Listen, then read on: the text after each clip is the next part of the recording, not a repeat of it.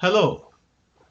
Now that you've found the right school for you, and I'm sure you've made a list of these schools, it's important to dive into this chapter 1, module 3, where we focus on gathering the application materials that you need to put up your application. I've listed 10 documents or materials that you may need to put together to make your application. However, these materials may be less. There may be some materials I'm leaving out at this time. But just to let you know that these are the most important materials you need. The first document is a transcript. Of course, if you have a bachelor's degree, you should be able to get your transcript.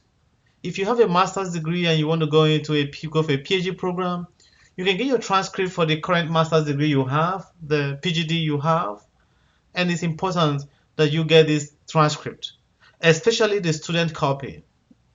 You need to get a certificate from your degree. You need to get a test scores. However, the test scores could be optional. Some programs, like the STEM-based programs, require you to write the GRE. While other programs, like those in the art and social science, may say, oh no, you don't have to write, it's optional. But I'm going to tell you why the GRE can be important and why you may choose not to write it. Also for the TOEFL and the IELTS. You also need to get the statement of purpose, SOP.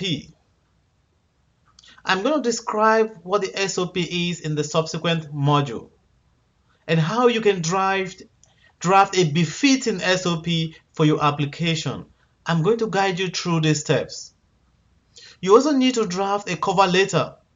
The cover letter is optional for most schools. For some schools, you need to write it. So you need to know how to write this cover letter. It's optional, but I'm going to try to provide you a sample of these cover letters.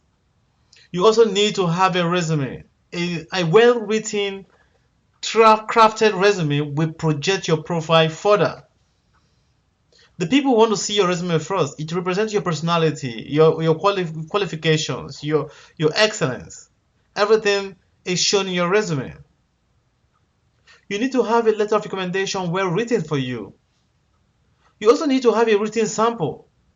A written sample can be a publication you've done somewhere.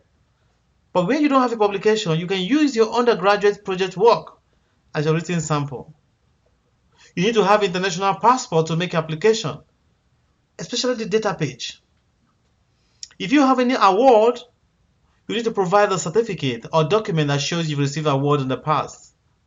These are the materials that you need to consider having to be able to make your applications.